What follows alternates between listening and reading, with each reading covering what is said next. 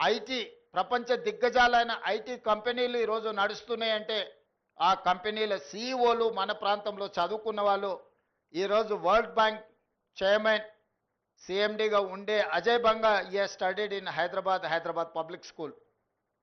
సత్య Nadella Hyderabad student, Shantanu Narayen Hyderabad student, Premji Vasu Hyderabad student, Hyderabad public school students.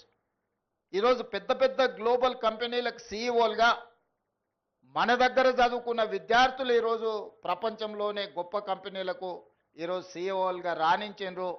ఇది ఒక గొప్ప సక్సెస్ స్టోరీ హైదరాబాద్ నగరానికి ఉన్నది, తెలంగాణ రాష్ట్రానికి. అందుకే ఆ సక్సెస్ స్టోరీని ముందుకు తీసుకెళ్ళాలి, ప్రపంచంతో పోటీ పడే విధంగా మన రాష్ట్రాన్ని తీర్చిదిద్దాలి.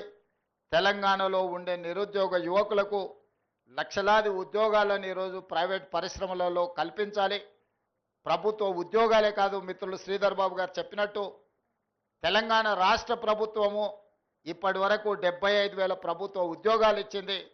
భవిష్యత్తులో ఇంకా వేలాది ఉద్యోగాలు ఇచ్చినా 30 లక్షల నిరుద్యోగ యువకులు తెలంగాణ రాష్ట్రంలో ఉన్నారు. మరి వాళ్ళందరికీ ఉద్యోగ ఉపాధి అవకాశాలు కల్పించాలంటే ప్రైవేట్ రంగంలో పెట్టుబడులను ఆకర్షించాలి. ప్రైవేట్ రంగంలోనే ఇవాళ ఐఏఎస్ ఆఫీసర్కి వచ్చే జీతం 2.5-3 లక్షల రూపాయలు. కానీ అదే ఒక ప్రైవేట్ కార్పొరేట్ కంపెనీలో ఈరోజు మనం పత్రికలలో చూస్తున్నాం, సంవత్సరానికి వాళ్ళ ప్యాకేజీలు 5 కోట్లు 10 కోట్ల రూపాయల ప్యాకేజీలు వస్తున్నాయి. రీసెంట్గా IIIT స్టూడెంట్కి 1.5 crore ఆయన ప్యాకేజ్ వచ్చిందంటే నెలకు వాళ్ళ జీతభత్యాలు ఎంత వస్తున్నాయో చూడండి. సో అందుకే తెలంగాణ నిరుద్యోగ యువకులకు ప్రభుత్వ ఉద్యోగాలతో పాటు ప్రైవేటు రంగంలో అంది వచ్చే అవకాశాలను ఈరోజు అందిపుచ్చుకోవాలి.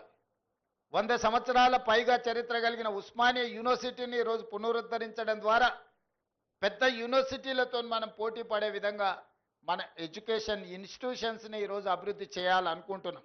అందుకే ఈరోజు తెలంగాణ ఎడ్యుకేషన్ పాలసీని అడాప్ట్ చేసుకోవాలని ఈరోజు మనం ఒక కమిటీని అపాయింట్ చేసినాం. తెలంగాణ ఎడ్యుకేషన్ పాలసీని కూడా తొందరలోనే తీసుకురాబోతున్నాం.